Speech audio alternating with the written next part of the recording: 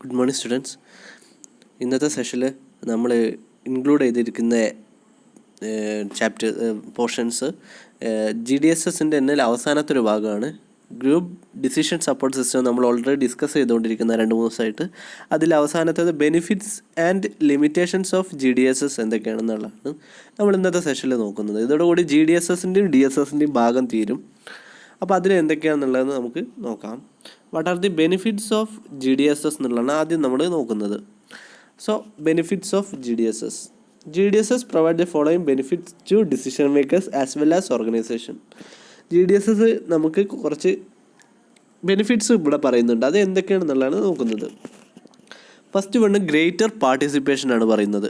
Greater participation means എന്താണ്? അതിൻ്റെ word കാണുമ്പോൾ തന്നെ പറയാം, നല്ല അതിൽ പാർട്ടിസിപ്പേഷൻ, ഒരു ഡിസിഷൻ എടുക്കാനുള്ള പാർട്ടിസിപ്പേഷൻ കൂടുതലായിരിക്കും അല്ലേ. നമ്മളൊരു പേഴ്സണലായിട്ട് ഡിസിഷൻ എടുക്കുന്നതും ഒരുപാട് ആളുകളുടെ ഡിസിഷൻ അന്വേഷിച്ചതിന് ശേഷം, അല്ലെങ്കിൽ ഒപ്പീനിയൻ അന്വേഷിച്ചതിന് ശേഷം ഒരു ഡിസിഷൻ എടുക്കുന്നതും വളരെ ഡിഫറെൻ്റ് ആയിരിക്കും. So first one, greater participation. Using GDSS technique, it is provided that meeting can be conducted with the participation of large number of executives. GDSSൽ നമ്മൾ പറയുന്നുണ്ട്, GDSS എന്ന് വെച്ചിട്ടുണ്ടെങ്കിൽ ഒരുപാട് എക്സിക്യൂട്ടീവ്സ് കൂടി ചേർന്നിട്ട് ഒരുപാട് പേരുടെ ഒപ്പീനിയനിൽ എടുക്കുന്ന ഡിസിഷനാണ് ഗ്രൂപ്പ് ഡിസിഷൻ സപ്പോർട്ട് സിസ്റ്റം എന്ന് പറയുന്നത്. Using GDSS technique, it is provided that meeting can be conducted with the participation of large number of executives. ഒരുപാട് എക്സിക്യൂട്ടീവ്സിൻ്റെ അടുത്തു നിന്നാണ് നമ്മൾ മീറ്റിങ്ങിൽ ഡിസിഷൻസിൻ്റെ ഒപ്പീനിയൻ തേടുന്നത്. In addition to that productivity and efficiency of meeting also increases. അതിലൂടെ എന്താണ്, ഒരു മീറ്റിങ്ങിൻ്റെ എഫിഷ്യൻസിയും പ്രൊഡക്ടിവിറ്റിയും ഇൻക്രീസ് ചെയ്യുന്നു. സോ ഗ്രേറ്റർ പാർട്ടിസിപ്പേഷനാണ് GDSSൻ്റെ ഒന്നാമത്തെ ബെനിഫിറ്റ് എന്ന് പറയുന്നത്. രണ്ടാമത്തേത് പറയുന്നത് ഓപ്പൺ ആൻഡ് ഫ്രീ അറ്റ്മോസ്ഫിയർ. ഇവിടെ ദർ ഇസ് നോ റെസ്ട്രിക്ഷൻസ് എന്ന് പറയാം. ഇവിടെ നമുക്ക് എന്താണ്, ഒരാളുടെ ഒപ്പീനിയൻ, ഒരാൾക്ക് അവരുടെ ഡിസിഷൻ പറയണമെങ്കിൽ, അല്ലെങ്കിൽ അയാളുടെ ഒപ്പീനിയൻ പറയണമെങ്കിൽ ഇവിടെ ഒരു റെസ്ട്രിക്ഷനും ഇല്ല. നമ്മൾ കഴിഞ്ഞ ക്ലാസ്സിൽ അത് പറഞ്ഞിട്ടുണ്ട്, there is no restriction, open ആണ്. Open and free atmosphere. Under GDSS decisions are made in an open and free atmosphere. Each member is given full freedom to express his views on issue. ഒരു ഇഷ്യൂവിലുള്ള view അതത് എക്സിക്യൂട്ടീവ്സിന് പറയണമെങ്കിൽ അവിടെ ഒരു റെസ്ട്രിക്ഷൻസും ഇല്ല. അവർക്ക് free minded ആയിട്ട് എന്ത് പറയാം, അവർക്ക് അവരുടെ ഒപ്പീനിയൻ അവിടെ എക്സ്പ്രസ് ചെയ്യാനുള്ള ഒരു അറ്റ്മോസ്ഫിയർ അവിടെ ഉണ്ട് എന്നാണ് പറയുന്നത്. Anonymity is also guaranteed in many cases. Anonymity എന്ന് വെച്ചിട്ടുണ്ടെങ്കിൽ അവരുടെ ഐഡൻറ്റിറ്റി വെളിപ്പെടുത്താതെ തന്നെ നമുക്ക് വേണമെങ്കിൽ എന്ത് പറയാം, ഒപ്പീനിയൻ പറയാം. അന്ന് നമ്മൾ കഴിഞ്ഞ ക്ലാസ് പറഞ്ഞിട്ടുണ്ട്, പേപ്പറിൽ അവരുടെ ഡിസിഷൻ എഴുതിയിട്ട് എന്ത് ചെയ്യുക, ഒന്നിച്ച് ലാസ്റ്റ് വായിക്കുന്ന ഒരു രീതി, ഒരു ടെക്നിക്കായിട്ട് പറഞ്ഞിട്ടുണ്ട് അല്ലേ. അപ്പോൾ അതിലൂടെ നമുക്ക് എന്ത് ചെയ്യാം, അനോണിമിറ്റി എല്ലാം കീപ്പ് ചെയ്യാൻ പറ്റും. അനോണിമിറ്റി പറഞ്ഞാൽ നമുക്ക് നമ്മുടെ ഐഡൻറ്റിറ്റി വെളിപ്പെടുത്താതെ തന്നെ എന്ത് ചെയ്യാം, നമ്മുടെ ഡിസിഷൻ മാനേജ്മെൻറ്റിനെ അറിയിക്കാൻ പറ്റും. So anonymity also guaranteed in many cases, and as a result novel and fruitful idea are generated. അപ്പോൾ അതിലൂടെയൊക്കെ എന്ത് ചെയ്യും, നമുക്ക് ഒരുപാട് നല്ല ഐഡിയാസ് ജനറേറ്റ്. ചില എക്സിക്യൂട്ടീവ്സിന്, വലിയ മാനേജേഴ്സിൻ്റെ, അവരുടെ ഹെഡ് മാനേജേഴ്സിൻ്റെ അടുത്തെല്ലാം, ടോപ്പ് ലെവൽ എക്സിക്യൂട്ടീവ്സിൻ്റെ അടുത്തെല്ലാം അവരുടെ ഒപ്പീനിയൻ തെറ്റുമോ എന്നുള്ളൊരു ഭയം ഉണ്ടായിരിക്കും ഉള്ളിൽ. അപ്പം അവർക്ക് അനോണിമിറ്റി ഉണ്ടെങ്കിൽ അവർക്ക് ഒരുപാട് അവരുടെ സ്വന്തം ഒപ്പീനിയൻ അവിടെ എക്സ്പ്രസ് ചെയ്യാനുള്ളൊരു അവസരം ഉണ്ടാവും. So no criticism. ബെനിഫിറ്റ്സ് മൂന്നാമത്തെയാണ് no criticism. Anonymity also ensure that participants can contribute without fear of personality being criticised. ഇവിടെ എന്താണ്, നമുക്കിവിടെ പറഞ്ഞിട്ടുണ്ട് ഓപ്പൺ ആൻഡ് ഫ്രീ അറ്റ്മോസ്ഫിയർ. അവിടെ ആർക്ക് വേണമെങ്കിലും ഒപ്പീനിയൻ പറയാൻ, അതിൻ്റെ ക്രിറ്റിസിസം ഉണ്ടാവില്ല. ഒരാളുടെ ഒപ്പീനിയനെ ആർക്കും ക്രിറ്റിസൈസ് ചെയ്യാനുള്ള റൈറ്റ് ഇവിടെ ഇല്ല.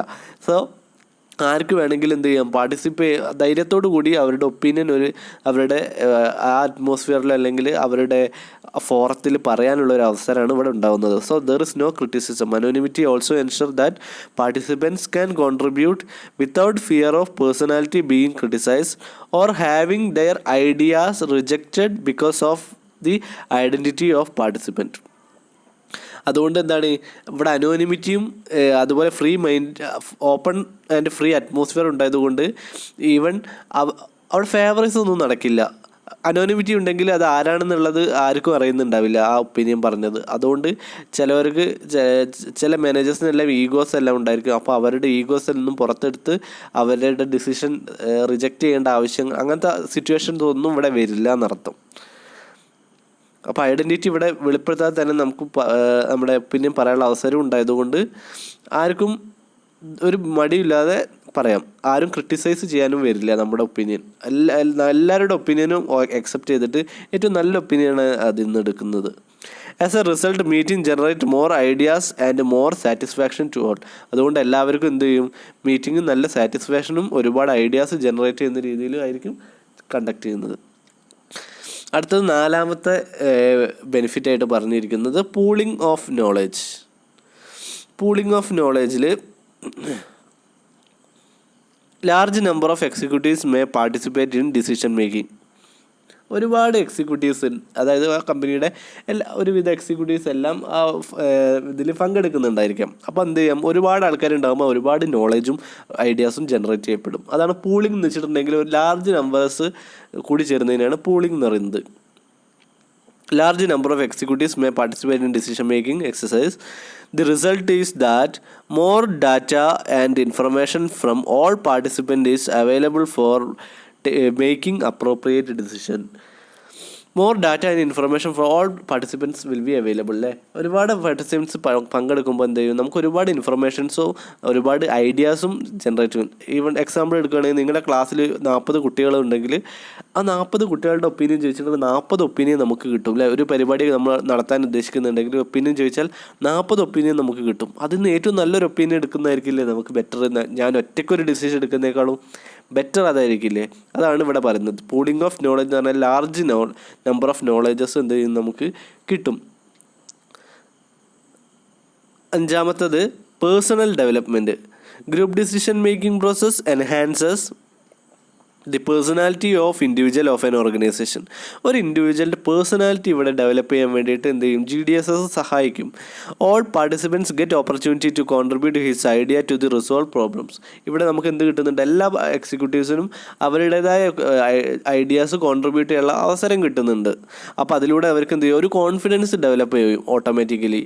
അവർക്ക് അവരുടെ ഫോറത്തിൻ്റെ മുന്നിലോ അല്ലെങ്കിൽ അവരുടെ ബിസിനസ്സിൻ്റെ എക്സിക്യൂട്ടീവ്സിൻ്റെ മുന്നിലെല്ലാം പ്രസൻറ്റ് ചെയ്യാനുള്ളൊരു പേഴ്സണാലിറ്റി അവിടെ ഡെവലപ്പ് ആവും. അത് കാരണം അവരാരും ക്രിട്ടിസൈസ് ചെയ്യുന്നില്ല. അപ്പോൾ അവർക്ക് ക്രിട്ടിസൈസ് ചെയ്യുകയാണെങ്കിൽ ഒരുപാട് നെഗറ്റിവിറ്റി എല്ലാം നമ്മുടെ ഉള്ളിലേക്ക് വന്നു ചേരും. അപ്പോൾ ഇവിടെ അതൊന്നും വരാത്തത് കൊണ്ട് നമുക്കവിടെ എന്തുണ്ടാവും, ഒരുപാട് പേഴ്സണാലിറ്റി ഡെവലപ്മെൻറ്റ് ഉണ്ടായിരിക്കും. അവരുടെ വ്യക്തിഗതമായിട്ടുള്ള ഡെവലപ്മെൻറ്റ് അവിടെ ഉണ്ടാവും. He can share his ideas and information with his colleagues and superiors without shy and fear. ഒരു മടിയും പേടിയും ഇല്ലാതെ അവരുടെ കൊളീഗ്സിന് കൂടെ വർക്ക് ചെയ്യുന്ന ആൾക്കാരുടെ കൂടിയും അവരുടെ സുപ്പീരിയർ, അതായത് മുകളിലുള്ള അവരുടെ ഹെഡ്സിനോടും അവരുടെ ഐഡിയാസ് ഷെയർ ചെയ്യാൻ വേണ്ടി ഇവിടെ ഇത് സാധിക്കും എന്നാണ് പറയുന്നത്. This provide them more confidence to tackle complicated issues in future. അപ്പോൾ ഇതെങ്ങനെ സഹായിക്കും, this help them more confidence. ഇത് ഒരുപാട് കോൺഫിഡൻസ് അവരിൽ ഡെവലപ്പ് ചെയ്യാൻ, അതുപോലെ ഫ്യൂച്ചറിൽ എന്തെങ്കിലും ഇതുപോലത്തെ പ്രോബ്ലം വരുമ്പോഴും അവർക്ക് റിയാക്ട് ചെയ്യാനും പാർട്ടിസിപ്പേറ്റ് ചെയ്യാൻ അവരുടെ ഐഡിയാസ് കോൺട്രിബ്യൂട്ട് ചെയ്യാനെല്ലാം ഇത് സഹായിക്കുന്നതാണ് പറയുന്നത്. ദെൻ ആറാമത്തത് പറയുന്നത് information to non participants. Information generated during GDSS meeting is stored in computers. അതായത് ഇൻഫർമേഷൻ GDSSൽ ഗ്രൂപ്പായിട്ട് ഡിസിഷൻ എടുക്കുന്ന എല്ലാ ഡിസിഷൻസും നമ്മൾ കമ്പ്യൂട്ടറിൽ സ്റ്റോർ ചെയ്ത് വെക്കുന്നുണ്ട്. Specific tools have been now developed to facilitate the access of this data by non participants after meeting. അപ്പം അതിൽ പ്രത്യേക ടൂൾസ് ഉപയോഗിച്ചിട്ട് നമ്മൾ എന്ത് ചെയ്യും, ഈ മീറ്റിങ്ങിൽ പങ്കെടുക്കാത്തവരായിട്ട് നമുക്ക് എന്ത് ചെയ്യും, ഷെയർ ചെയ്യാൻ സാധിക്കും. അപ്പോൾ ഒരു എക്സിക്യൂട്ടീവിന് ഒരു മീറ്റിങ്ങിൽ പങ്കെടുക്കാൻ സാധിച്ചിട്ടില്ലെങ്കിലും അവർക്ക് എന്ത് സാധിക്കും, ആ മീറ്റിങ്ങിൽ നടന്ന കാര്യങ്ങളെല്ലാം എന്തൊക്കെയാണെന്നുള്ള കാര്യങ്ങൾ അറിയാൻ വേണ്ടിയിട്ട് സഹായിക്കും. അതാണ് ഇൻഫർമേഷൻ ടു നോൺ പാർട്ടിസിപ്പൻസ്. അതൊരു ബെനിഫിറ്റാണ്. അപ്പോൾ ഇത്തരം ബെനിഫിറ്റാണ് നമ്മൾ പറയുന്നത്. എന്തൊക്കെയാണെന്ന് നോക്കാം. First one greater participation, then open and free atmosphere, then no criticism, pooling of knowledge, personal development, information to non participants. ഇത്രയാണ് ബെനിഫിറ്റ്സ് പറയുന്നത്. ഇനി what are the limitations of GDSS? Limitations of GDSS എന്തൊക്കെയാണെന്നാണ് നോക്കുന്നത്. Time consuming ആക്ടിവിറ്റിയാണ് ഒന്നാമത്തത്. Time consume ചെയ്യും ഒരുപാടെന്ന് പറയുന്നുണ്ട്. അല്ലേ, നമ്മൾ ഒരുപാട് ഗ്രൂപ്പായിട്ട് ഡിസിഷൻ എടുക്കുമ്പോൾ എല്ലാവരുടെ ഒപ്പീനിയൻ നമ്മൾ അറിയേണ്ട ആവശ്യമുണ്ട്. അപ്പോൾ അത് എന്ത് ചെയ്യും, ടൈം എടുക്കാൻ ഇത് ഇടയാക്കും. Group decision making is time consuming affair. Each participants will make their comment suggestions on the issue. As a result, many opinions may arise and it took long hours to reach consensus on the issue. It is seen that group take more time to reach decision than individual. അതായത് ഒരുപാട് ആൾക്കാർ പങ്കെടുക്കുന്നത് കൊണ്ട് നമ്മൾ ഒറ്റയ്ക്ക് എടുക്കുകയാണെങ്കിൽ ചിലപ്പോൾ ഒരു 5 മിനിറ്റ് കൊണ്ട് കാര്യം കഴിയും അല്ലേ, ഒരു ഡിസിഷൻ എടുക്കും. പക്ഷെ ഒരു 40-50 പേരൊക്കെ ആയിട്ട് നമ്മൾ ഡിസിഷൻ എടുക്കുമ്പോൾ എല്ലാവരുടെ ഒപ്പീനിയൻ കേട്ട് ഏറ്റവും കൂടുതൽ ഒപ്പീനിയൻ ഉള്ളത് ചർച്ച ചെയ്ത് അത് കൺക്ലൂഷൻ എത്തണമെങ്കിൽ നമ്മൾ ഒരുപാട് സമയം പിടിക്കും. So it is a time consuming activity എന്ന് പറയാം. രണ്ടാമത്തെ കോസ്റ്റ്ലിയാണ്. Group decision making is not only slow but also costly. Slow മാത്രമല്ല, അത് കോസ്റ്റ്ലിയും കൂടിയാണ് എന്ന് പറയുന്നത്. Detailed arrangement is required to conduct meeting. അതായത് ഒരു മീറ്റിംഗ് നടക്കണമെങ്കിൽ എന്ത് വേണം, ഡീറ്റെയിൽ ആയിട്ടുള്ള അറേഞ്ച്മെൻറ്റ് നടത്തണം, അതിനുള്ള നോട്ടീസ് കൊടുക്കണം അല്ലേ, ഒരുപാട് പണികളില്ല ഒരു കമ്പനിയിൽ ഒരു മീറ്റിംഗ് വിളിക്കണമെങ്കിൽ. അപ്പോൾ അതിനുള്ള ടൈം കണ്ടെത്തണം അല്ലേ, അതിൻ്റെ അജണ്ടാസ് ക്രിയേറ്റ് ചെയ്യണം. അപ്പോൾ അതൊക്കെ ഒരു കോസ്റ്റ്ലി ആയിട്ടുള്ള പരിപാടികളാണ്. Money has to be spend to make arrangements. Moreover, executives have spent their valuable time. അപ്പം മണിയും ടൈമും എല്ലാം ഇവിടെ എന്ത് ചെയ്യണം, in attending meeting and the time which would have been utilised for same productive purpose is thus lost.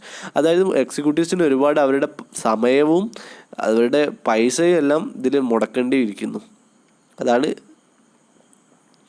അത്രയും പൈസ എല്ലാം ഇതിൽ മണിയെല്ലാം ഇതിൽ കൊടുക്കേണ്ടിയിരിക്കും. Executive has to spend their valuable time in attending meeting and time to which they have been utilised for some productive purpose. ആ time അവർക്ക് എന്ത് ചെയ്യും, വേറെ എന്തെങ്കിലും പ്രൊഡക്റ്റീവ് പർപ്പസിന് വേണ്ടിയിട്ട് കൂടുതൽ ഉപയോഗിക്കേണ്ട സമയം ഇവിടെ എന്ത് ചെയ്യുന്നുണ്ട്, നമ്മളിവിടെ ഒരുപാട് സമയം വേസ്റ്റായിട്ട് കളയുന്നുണ്ട്. ഗ്രൂപ്പായിട്ട് ഒരുപാട് സമയം പിടിക്കും എന്ന് ഓൾറെഡി പറഞ്ഞു. അപ്പം അത്രയും സമയത്തിൻ്റെ അത്രയും കോസ്റ്റും ഇവിടെ വരുന്നുണ്ട്. മൂന്നാമത്തേതാണ് individual domination. It is generally seen that certain individuals are more dominant in group meeting. അതായത് ചില സിനാരിയോസിൽ ഗ്രൂപ്പ് ആണെങ്കിൽ പോലും അതിൽ ചിലവർ മാത്രം ഭയങ്കര ആക്റ്റീവ്, ചിലർ ഒന്നും ഉണ്ടാതിരിക്കുന്നവരുണ്ടായിരിക്കും അല്ലേ. അപ്പം ചിലവർ ഗ്രൂപ്പിൽ ഒരു ലീഡർ എന്തായാലും ഉണ്ടാവും. ആ ലീഡർ തന്നെയായിരിക്കും എല്ലാത്തിനും ഇനിഷ്യേറ്റീവ് എടുത്തിട്ട് എന്ത് ചെയ്യുന്നത്, പെർഫോം ചെയ്യുന്നത്. So it is seen that certain individuals are more dominant. അവർ ഡോമിനൻ്റ് എന്ന് പറഞ്ഞാൽ അവർക്കൊരു പ്രാധാന്യം കൂടുതൽ എന്നുള്ള അർത്ഥം in group meeting. This opinion and suggestion given by such individuals whether such decisions are good or bad are honoured by others. The opinion and suggestion given by the individuals, whichever such decisions are good or bad, are honored by others. At last, the decisions of this dominant personality become the decision of the group.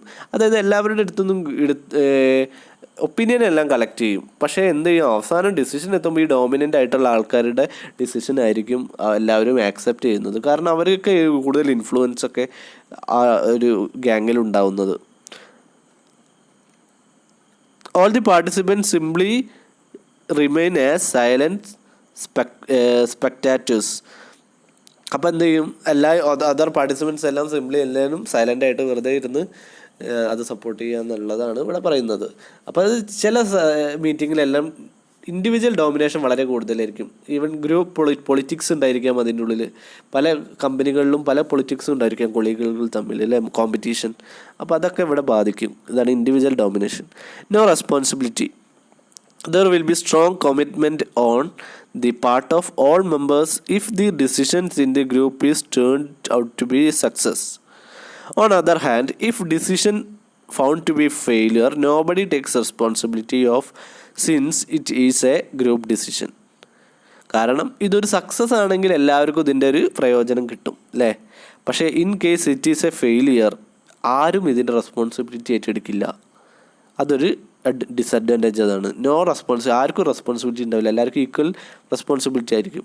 മറ്റേതാകുമ്പോൾ ഒരു individual ആകുമ്പം അത് അവരുടെ തെറ്റായത് കൊണ്ടായിരിക്കും. ഇവിടെ എല്ലാവർക്കും ഒരേ responsibility, അപ്പം എല്ലാവരും ഒരുപോലെ നഷ്ടം സഹിക്കേണ്ടിയിരിക്കുന്നു. It is always true that every one's responsibility is nobody's responsibility.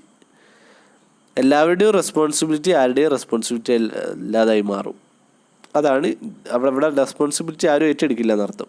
So no responsibility, individual domination, time and consuming activity and costly are the limitations of GDSS. അപ്പോൾ ഇത്രയാണ് കാര്യങ്ങളാണ് നമ്മൾ ഇന്നത്തെ സെഷനിൽ ഉൾപ്പെടുത്തിയിരിക്കുന്നത്. What are the benefits, then what are the limitations of GDSS. അപ്പോൾ ഈ GDSS എന്ന് പറഞ്ഞ ഭാഗം ഇവിടെ കംപ്ലീറ്റ് ആവുകയാണ് നമ്മൾ. അപ്പോൾ അടുത്തതായിട്ട് നമ്മൾ അടുത്ത സെഷനിൽ നമ്മൾ അടുത്ത ഭാഗം എക്സിക്യൂട്ടീവ് ഇൻഫർമേഷൻ സിസ്റ്റം പോലത്തെ എക്സ്പേർട്ട് സിസ്റ്റം ഇങ്ങനത്തെ എല്ലാം ടൈപ്സ് ഓഫ് MIS ആണ്, അതിലേക്കാണ് നമ്മൾ പോവുക. ഇപ്പോൾ DSSും അതുപോലെ TPS എല്ലാം നമ്മൾ പറഞ്ഞത് 2 ടൈപ്പ് ഓഫ് നമ്മുടെ MISൻ്റെ ഡിഫറെൻറ്റ് ടൈപ്സാണ്. അതിലൊന്ന് പറഞ്ഞു TPS ട്രാൻസാക്ഷൻ പ്രോസസ്സിംഗ് സിസ്റ്റം കഴിഞ്ഞു. ഇപ്പോൾ DSS കഴിഞ്ഞു. DSSൻ്റെ ഒരു ഭാഗമാണ് ഈ GDSSും വരുന്നത്. ഇപ്പോൾ 2 ഇപ്പോൾ ഓൾറെഡി കഴിഞ്ഞു. ഇനി വരുന്നത് എക്സിക്യൂട്ടീവ് ഇൻഫർമേഷൻ സിസ്റ്റം വരുന്നുണ്ട്, എക്സ്പേർട്ട് സിസ്റ്റം വരുന്നുണ്ട്. അപ്പോൾ അതെല്ലാം ഡിഫറെൻറ്റ് ടൈപ്സ് ആണെന്ന് മനസ്സിലാക്കി വെക്കുക. Okay, thank you.